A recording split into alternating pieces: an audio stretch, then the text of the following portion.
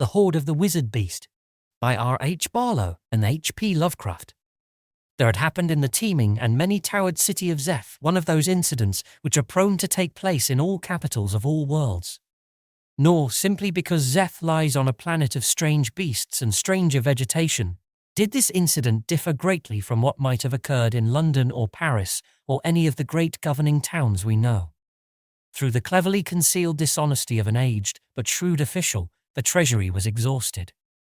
No shining folder as of old lay stacked about the strong room, and over empty coffers the sardonic spider wove webs of mocking design. When at last the Jifath Yaldan entered that obscure vault and discovered the thefts, there were left only some phlegmatic rats which peered sharply at him as at an alien intruder. There had been no accounting since Kishan the old keeper had died many moon turns before, and great was Yaldan's dismay to find this emptiness instead of the expected wealth. The indifference of the small creatures in the cracks between the flagstones could not spread itself to him. This was a very grave matter, and would have to be met in a very prompt and serious way. Clearly there was nothing to do but consult Oorn, and Oorn was a highly portentous being. Oorn, though a creature of extremely doubtful nature, was the virtual ruler of Zeth. It obviously belonged somewhere in the outer abyss, but had blundered into Zeth one night and suffered capture by the Shamith priests. The coincidence of its excessively bizarre aspect and its innate gift of mimicry had impressed the Sacred Brothers as offering vast possibilities. Hence, in the end, they had set it up as a god and an oracle, organizing a new brotherhood to serve it, and incidentally to suggest the edicts it should utter and the replies it should give. Like the Delphi and Dodona of a later world, Oorn grew famous as a giver of judgments and solver of riddles. Nor did its essence differ from them save that it lay infinitely earlier in time, and upon an elder world where all things might happen. And now Yaldan, being not above the credulousness of his day and planet, had set out for the close-guarded and richly fitted hall wherein Oorn brooded and mimicked the promptings of the priests. When Yaldan came within sight of the hall, with its tower of blue tile, he became properly religious, and entered the building acceptably, in a humble manner which greatly impeded progress. According to custom, the guardians of the deity acknowledged his obeisance and pecuniary offering, and retired behind heavy curtains to ignite the thuribles. After everything was in readiness, Yaldan murmured a conventional prayer and bowed low before a curious empty dais studded with exotic jewels. For a moment, as the ritual prescribed, he stayed in this abased position, and when he arose the dais was no longer empty. Unconcernedly munching something the priests had given, it was a large pudgy creature very hard to describe, and covered with short grey fur. Whence it had come in so brief a time only the priests might tell, but the suppliant knew that it was Oorn. Hesitantly Yaldan stated his unfortunate mission and asked advice, weaving into his discourse the type of flattery which seemed to him most discreet. Then, with anxiety, he awaited the oracle's response. Having tidily finished its food, Oorn raised 3 small reddish eyes to Yaldan and uttered certain words in a tone of vast decisiveness. Gume h fochwal lahate teg. After this it vanished suddenly in a cloud of pink smoke which seemed to issue from behind the curtain where the acolytes were. The acolytes then came forth from their hiding place and spoke to Yaldan, saying, "Since you have pleased the deity with your concise statement of a very deplorable state of affairs, we are honoured by interpreting its directions. The aphorism you heard signifies no less than the equally mystic phrase, 'Go thou unto thy destination,' or more properly speaking, you are to slay the monster wizard Anathas and replenish the treasury with its fabled hoard." With this Yaldan was dismissed from the temple. It may not be said in veracity that he was fearless, for in truth, he was openly afraid of the monster Anathas, as were all the inhabitants of Aletheia and the surrounding land.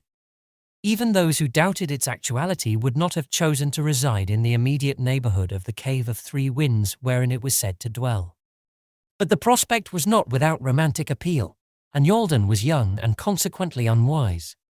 He knew, among other things, that there was always the hope of rescuing some feminine victim of the monster's feigned and surprising erotic taste. Of the true aspect of Anathas none could be certain, tales of a widely opposite nature being commonly circulated. Many vowed it had been seen from afar in the form of a giant black shadow peculiarly repugnant to human taste, while others alleged it was a mound of gelatinous substance that oozed hatefully in the manner of putrescent flesh. Still others claimed they had seen it as a monstrous insect with astonishing supernumerary appurtenances. But in one thing all coincided, namely, that it was advisable to have as little traffic as possible with Anathas. With due supplications to his gods and to their messenger Oorn, Yalden set out for the Cave of Three Winds. In his bosom were mixed an ingrained, patriotic sense of duty and a thrill of adventurous expectancy regarding the unknown mysteries he faced. He had not neglected such preparations as a sensible man might make, and a wizard of old repute had furnished him with certain singular accessories. He had, for example, a charm which prevented his thirsting or hungering, and wholly did away with his need for provisions. There was likewise a glistening cape to counteract the evil emanations of a mineral that lay scattered over the rocky ground along his course. Other warnings and safeguards dealt with certain gaudy land crustaceans, and with the deathly sweet mists which arise at certain points until dispersed by heliotropism. Thus shielded, Yalden fared without incident until he came to the place of the white worm. Here of necessity he delayed to make preparations for finding the rest of his way. With patient diligence he captured the small colourless maggot and surrounded it with a curious mark made with green paint. As was prophesied, the Lord of Worms, whose name was Sarrel, made promise of certain things in return for its freedom. Then Yalden released it, and it crawled away after directing him on the course he was to follow. The sere and fruitless land through which he now travelled was totally uninhabited. Not even the hardier of the beasts were to be seen beyond the edge of that final plateau which separated him from his goal. Far off in a purplish haze rose the mountains amidst which dwelt Anathas. It lived not solitary, despite the lonely region around, for strange pets resided with it, some the fabled elder monsters, and others unique beings created by its own fearful craft. At the heart of its cave, legend said, Anathas had concealed an enormous hoard of jewels, gold, and other things of fabulous value.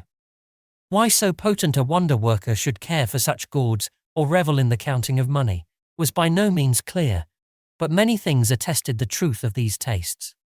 Great numbers of persons of stronger will and wit than Yalden had died in remarkable manners while seeking the hoard of the wizard beast, and their bones were laid in a strange pattern before the mouth of the cave as a warning to others. When after countless vicissitudes Yalden came at last into sight of the Cave of Winds amid the glistening boulders, he knew indeed that report had not lied concerning the isolation of Anathas' lair. The cavern mouth was well concealed, and over everything an ominous quiet lowered. There was no trace of habitation, save of course the ossuary ornamentation in the front yard. With his hand on the sword that had been sanctified by a priest of Oorn, Yalden tremblingly advanced. When he had attained the very opening of the lair, he hesitated no longer, for it was evident that the monster was away.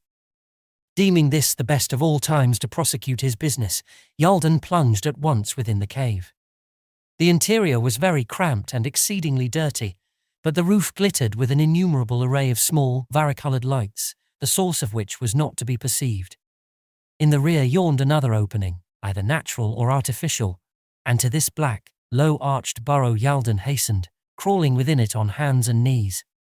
Before long a faint blue radiance glowed at the farther end, and presently the searcher emerged into an ampler space. Straightening up, he beheld a most singular change in his surroundings. This second cavern was tall and domed as if it had been shapen by supernatural powers, and a soft blue and silver light infused the gloom.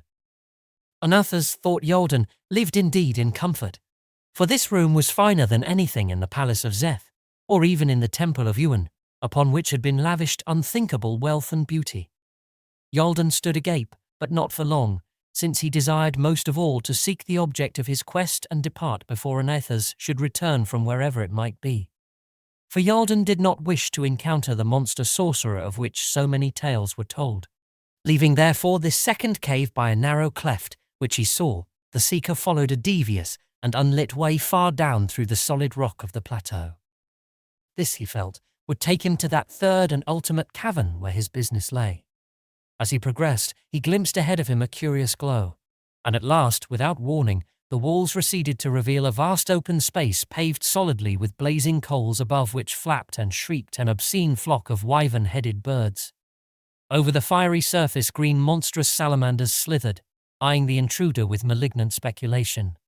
And on the far side rose the stairs of a metal dais, encrusted with jewels and piled high with precious objects, the hoard of the wizard beast.